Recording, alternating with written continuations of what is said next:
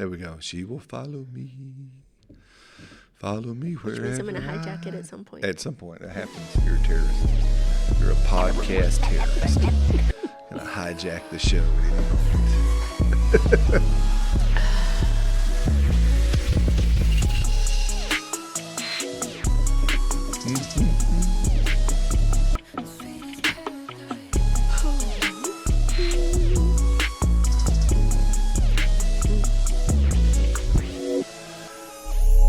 Remember, look happy.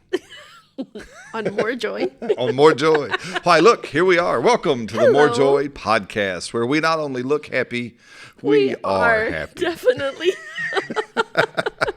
Where more joy is the thing. It is the thing. That's right. We don't endure, we... Enjoy. That's right. Because why not? Right? I remember years ago. Remember we all talked about this? I don't know why this is popped in my head. This is all free. We'll get there. I remember I used to always complain about mowing the grass. You remember that? Oh, I remember. You remember that? Yeah. I used to have a bad attitude, Jacob, about mowing the grass. And I'd be out there and just rucka, Yeah. this stupid grass and rucka, and going on. And finally I felt like God talked to me and said, hey, listen, son, you're going to have to mow that grass anyway. So you might as well mow it happy because you're still going to have to mow it. And then I would remember my loving mother's words that she would always say. She'd say, well, son, you can get glad in the same britches you got mad in. And I was like, you know, God, I think I'll just choose to mow this grass happy. And it literally shifted my whole perspective. And not that I fell in love with mowing the grass. No. But I had a whole lot more fun while mowing the grass. That's right. Because I realized I can mow this grass happy or I can mow this grass upset. Yeah. So it behooves me to mow it happy. So there you go. There's your free motivational tidbit for the show, for more joy. But today, we as always want to thank you for joining us. Thanks for clicking that play button and watching one more time the program. Thank you very, very much for all of our partners who help make this program possible. And as well, if you would like to support the program, go check us out at thehollemans.com and you can buy some of our products that are out there. Our really fresh off is our marriage course, our foundations of marriage. We've literally taught that all over the world and have seen just the truth of God's word help people go, oh, okay, that's what we're supposed to do. So it's out there, great for people wanting, again, we're going to be talking about dating some more. So for those who are dating and want to be married, for those who are in premarital land, I guess if you will, what do they call that? Comprometidos. What is that? Engaged. Engaged. I lost the English word for a second. That's okay. I come to the rescue. You come to the rescue. And so, for those that are engaged, but also for those that, again, are like us in the sense of I realize I never want to stop working on my marriage. Right. Right. That I'm never going to come to a place where we arrive. Right. And we never have to keep working on our relationship. It goes from glory to glory. It does. But through effort. it is intentional. It's good, positive, intentional effort. Right. So that's out there. We have some great stuff that really is, to me, kind of like our hidden gems. It's our parenting toolboxes. They're out there. Yeah. And then Selena's first book of 3 on parenting in the little years. So if you'd like to support the channel, you can become a partner, or you can just go on and purchase some of the stuff we have created for your enjoyment and your benefit. And that would be awesome. Yes. But we are going to, I think, land the plane on dating. That's right. Dun, dun, dun. It's been such a fun time. And as I've been coming up with the titles, I've cracked up because it's like how to have a godly relationship and not lose your mind. Because we're flooded with so many different things, so many ideas, ideologies, so many different cultural patterns and habits that are just not healthy and are not biblical. Yeah. And so, what is biblical then? And that's why we're here. That's right. We just wanted to bring some light to this and lightness to this whole thing, because it doesn't have to be scary or helter-skelter or, well, we'll see what happens because we have no clue. You don't have to go through life that way. Nope. And much less any very important relationships that way. Well, something so funny, things become such a habit. Yeah. And they should be for all of us. We talk about that all the time. It's our daily habits that truly build us. It's not the big moments in life. It's not the big decisions that make or break us. It's truly those seemingly inconsequential yet daily consistent things that we do that make our life, make it a success or make it a not success. I don't know, or not enjoyable. Make it enjoyable or make it not enjoyable. That's right. Maybe that's Very a better way good. to say that. But with that is, we've over the years, because of where God took us and the people that trained us, we were always taught to ask, well, what does the Bible have to say about that? Mm-hmm. Now the fancy term is, well, what is the biblical worldview about that? It's all the same thing. What has God already said in his word about that, and to examine every aspect of life with that question in mind. Well, what has God already said? Before I start asking him for anything mysterious or unknown, why don't I start with what is known, and then we can go from there. And we just develop that as a habit.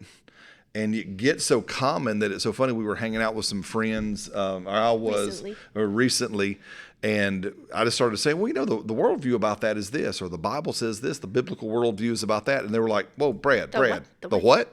Hold on. I said, the biblical worldview, well, what's a worldview? Well, that's how you view the world. Yeah, right? Your filters. Your filter. So do you have a biblical worldview or do you not have a biblical worldview? And we were just taught, and I was with these friends for a number of days, and it was so funny because they were hosting me during the ministry time, and that's all we talked about. And it got to be where my real good friend, he goes, well, Brad, what would be the biblical world? And he started in a good way picking on me, going, well, what would be the biblical worldview about that? And then I think, well, it would be this. And he'd go, wow. And then even still now, he'll text me, hey, what's the worldview on? I love it. What's the worldview on this? And guys, listen, ask those kind of questions. What does the Bible already say about this? Now, I'm going to have to address this because it kind of came on because of where our shorts go. Oh. Our little reels and stuff, because I post them on TikTok and some of the other social media. Yeah. And we got our first controversial replies. Nice. And that also, I'm going to give a little thing. You know what that means? That means we're saying something. That's awesome. When I like it like this. If you never have any resistance, you're probably going in the wrong direction. Yeah. You know what I mean? So anyway, so folks were like, well, the Bible, this, and they were talking about. So when we talk about this, the Bible for us is God's final authority on all things, for all people, for all time. And I'm not sure where you might be in watching this, and that may not be where you are, but that is where we're coming from. So please comment. Yeah. I love the conversation, right? I love the perspective that he who designed us basically left a manual for us about everything. An owner's manual. And so, there's, I've heard parents say, well, those kids didn't come with a manual. Yes, I beg to differ. They came with a manual. Your life came with an owner's manual. Well, that woman you gave me, God, she didn't come with no manual. Yes, she did. I beg to differ. She came with a manual. She came with a manual. And that crazy man. Oh, that crazy man. He came with the manual. He came with the manual too. I just want you to have the experience of God's love for you. He loved you so much that he made you. Yeah. He created you. Absolutely. He formed you, all of your intricacies, who you are, and he loved you so much. He's like, and this is how you work, and this is how you will enjoy life the most. Yes. But when we don't want to go through with his design, then things don't work. Yeah. It's like me using my high heel as a hammer all the time. Yeah. I'm gonna ding up the wall and wreck my shoe. And so it wasn't designed for that. Yeah. Right? Let's go and get the right thing. That's where we're coming from is Absolutely. He's our designer. We might as well align go with the design. And go with the design. It's like putting, again, you can't put diesel fuel in a gasoline engine or vice versa. Bad things happen. You could. Like the tank will hold the fluid. Yes, it will. It just won't work very well, right? And it might explode. Which is, anyway, so I'll go with that. So with that, we're going to talk and land on the concept of what we call dating. Again, dating for us is the active process of choosing a spouse. Right. The skill set needed for that is the ability to make and keep a promise, as we said in the last episode. But now what we have to look at but we're talking about choosing a spouse. And I always talk about this. I remember, I'm a movie guy, so I like Indiana Jones and the Last Crusade. Did you ever see that one, Jacob? Indiana. Yeah, Sean Connery, Harrison Ford, the third Indiana Jones. Man, these younger generation, that's what's wrong with this younger generation. Right there, they missed all the Mr. good Old movies. Man. So, but in this, there's those who've seen Indiana Jones and the Last Crusade, that's your homework, Jacob, for next time. Is he's going, and part of the movie he bumps into one of the sage-like characters, and this man looks at Indiana Jones and goes, "You must choose, but choose wisely." Right, and guys, listen. We get to choose. I chose Selena. And you chose wisely. Good. Absolutely. But I was saying that to say this. God didn't make me marry her. No, I didn't make you marry her. God, exactly. She didn't force me. I didn't force her. Yeah. There was a choice that was made. Yeah. Because love is built on choice. Yeah. It's not love if there's not a choice. Correct. Right? That's why God gave us a free will as humans. Right? Is because that way we could actually, honestly love him, because we could choose him or not. Right? And so I chose Selena. Now, do I believe she is the best that God could have brought into my life? I believe that. Do I believe that God was active in my selection of her? Absolutely. Do I think I did this all on my own? I ain't that good looking, nor am I that smart. Right? And so I think you're that good looking, or I would not have said yes. For the record. You're welcome. What we're talking about here is because, like all things in life, we're not talking about choosing in the absence of God. I don't know why we as Christians want to default to that. Right. That if I say I choose, I somehow left God out. So then we say stupid stuff like, well, God made me. Oh, man. Or God forced it. Or God That's whatever. Not the kind That's of God not it. he is. I do all things with him because I would be a dummy if I didn't. Yeah. So he is involved in all I do, but he did look at me and go, "Brad, I ain't marrying her. You are. Do you want her?" That's right. Right. That's why, again, and we don't have time fully, that's why I don't believe in the concept of a soulmate. That there is one cosmic person that God has made for you. Again, I'm going to pick on poor Jacob here again. Jacob, there is not a singular young lady out there that God has said, this is the one for Jacob. Because here's the thing. What happens if Jacob picks the wrong one? He causes a cosmic train wreck where now you pick somebody else's spouse, so they're forced to pick somebody else's spouse, and then they're forced to pick somebody else, and then they're forced, and the only way to get this right is everybody's got to divorce everybody's wife and get the right one. Well, listen, that's silly. That's just, as my mama would say, that's just ignorance gone to seed, right? That's just dumb with a lot of multipliers on it. So what did God do? God said, listen, I will lead you. I will guide you in your choosing. Yeah. So for the balance of our time, I'm going to unpack. I'm just going to kind of cherry pick out of a chapter. But if you're wanting to do some deep diving, go look at Genesis chapter 24. This is the story famously of Isaac and Rebekah. If you're not familiar with who they are, Isaac was the promised son of a man named Abraham and his wife Sarah. Right? And then Rebekah would become his bride, right? That is there. And they're part of, if you hear anybody in church world say he is the God of Abraham, Isaac, and Jacob, this is that Isaac we're talking about. So this is the story, and I'm going to kind of put some Brad spin on it just for fun's sake, but I'll pick it out. But if you read the chapter, it says, now Abraham was old, right? So he was well advanced in years. It says the Lord had blessed Abraham. And so Abraham wanted to get his son a wife. So he calls his oldest and dearest household servant who was in charge of everything that Abraham had. And then it's interesting. And they make this interesting agreement. Abraham says, hey, listen, I think his name was Eliezer, if I'm remembering right. He says, hey, Eliezer, I want you to put your hand up on my thigh, and you're going to make a promise. Now, Jacob, I saw that sneer. It gets a little more, it was high up on Abraham's inside thigh, real close. And it was a type of covenant agreement that was very, very powerful, potent, and meaningful to that culture, right? It's like a handshake on steroids. You know what I'm saying? And so, no, we do not have to do that today. Praise Jesus.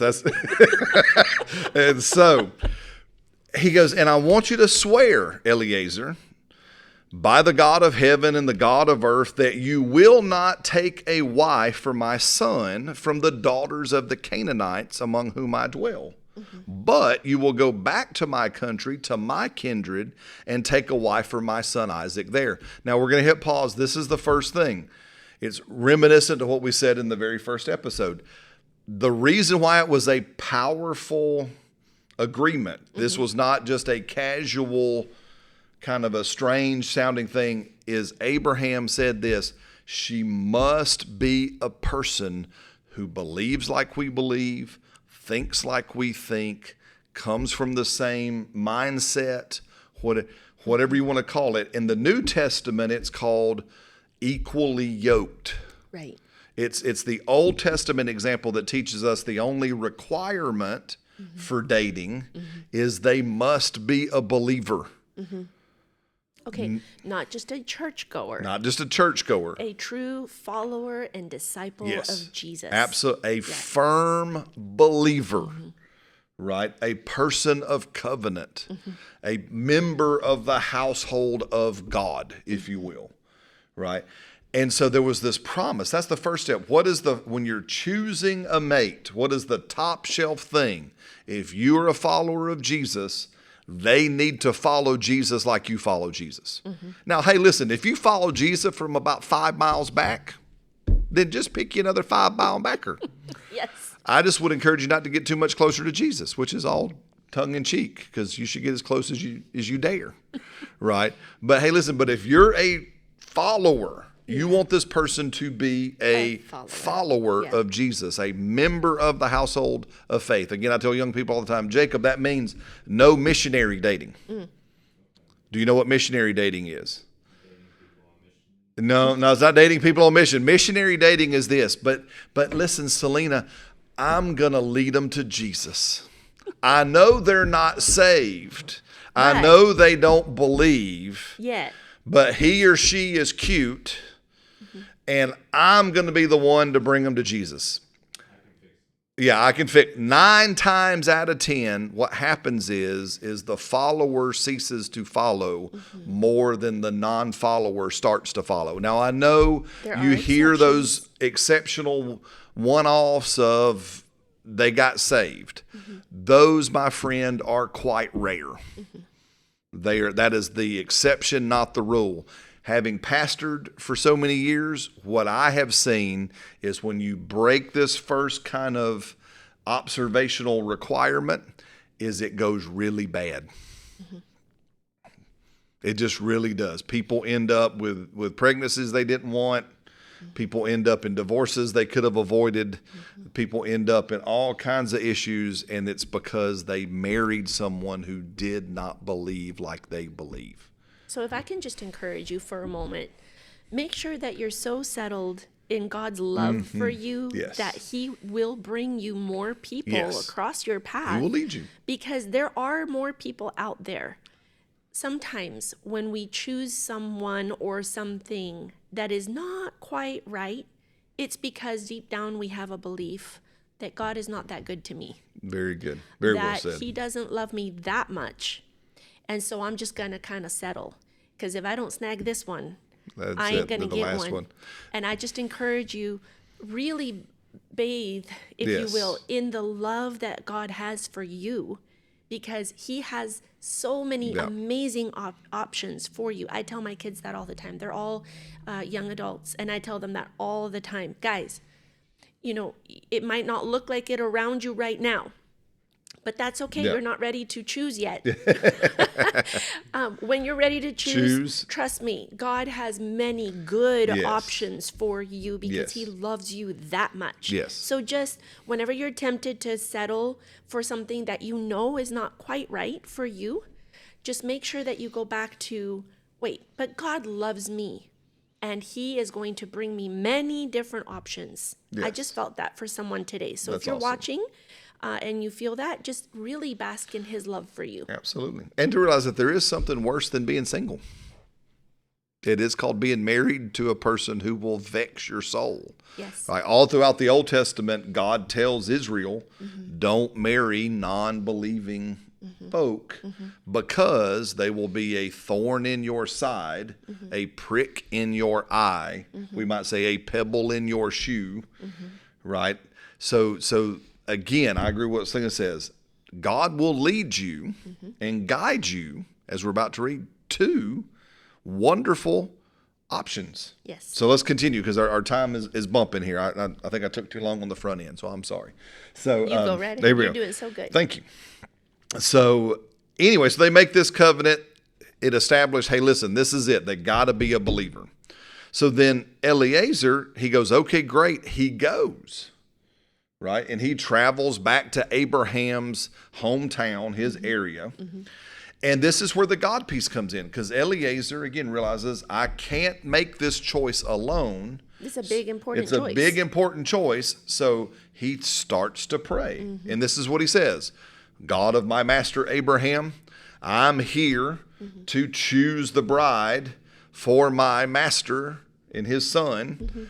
So would you please send me a young lady, now this is key, who will willingly offer me a drink of water, and she will water my camels also. Now, if you read through, and I've done some history over the time, he probably had like 10 camels with him. Right? A thirsty camel, Jacob, did you know a thirsty camel can drink anywhere from 40 to 50 gallons of water at a shot? That's a lot of water. He's saying, hey, listen, she's going to give me a glass of water, and she's going to pour out about 500 gallons of water for my camels. By hand. So now, here's it. He prayed. So again, please hear me. Do we want God to be involved in this? Yes. Everybody should shake their head yes. Should we pray and say, Lord, lead me to the right person? Yes. Everybody should shake their head and say yes. But Eliezer didn't pray for the pretty girl. He didn't pray for the wealthy girl. He didn't pray for the talented girl. He prayed for a girl that wasn't afraid to work. And serve. Because Eliezer knew my master's vision will require a strong work ethic.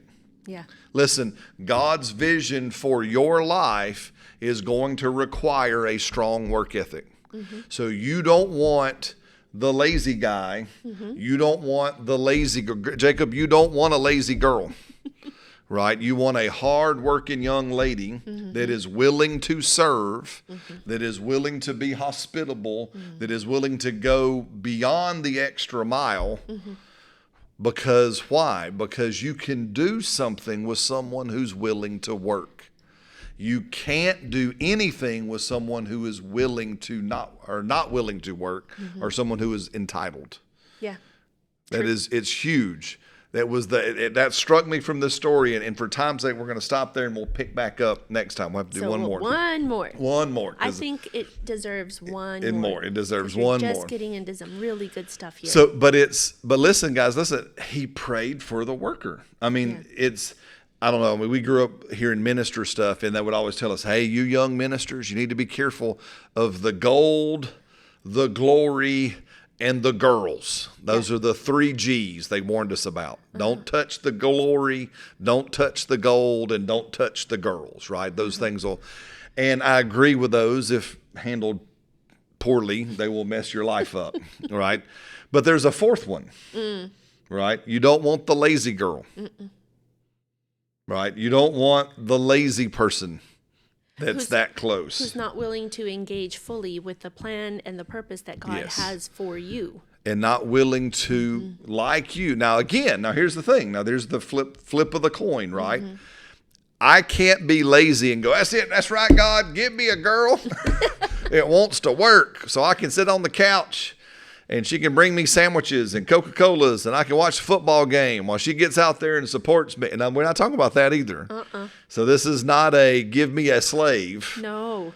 This is, hey, again, Eliezer's like Abraham's household. They were a household of workers, right? They had a big vision, a big call, a big dream, and they were busy about it. I mean, you just think of Abraham. He had animals and properties and servants and people to administer. It was a full, it was a corporation in our language today. He had like a Fortune 500 company. And it was all hands on deck all the time. So Isaac needed a CEO caliber lady that wasn't afraid to get her hands dirty. So again, must be a person. How do I choose? How do I pick my mate? They must be a person of faith. They must be a person with a strong work ethic, which means they have a strong character. Right. And we'll pick up more in the next ones to come. Again, hey, check us out at thehollemans.com. If you'd like to send us an email, you can write us at info@thehollemans.com. Feel free to leave comments at the different social media places where you may find our stuff. We will answer them as quickly as we can. The more direct route is through that email. But guys, we love y'all very much. And thanks for watching this. And we will see you in the next program. See you soon.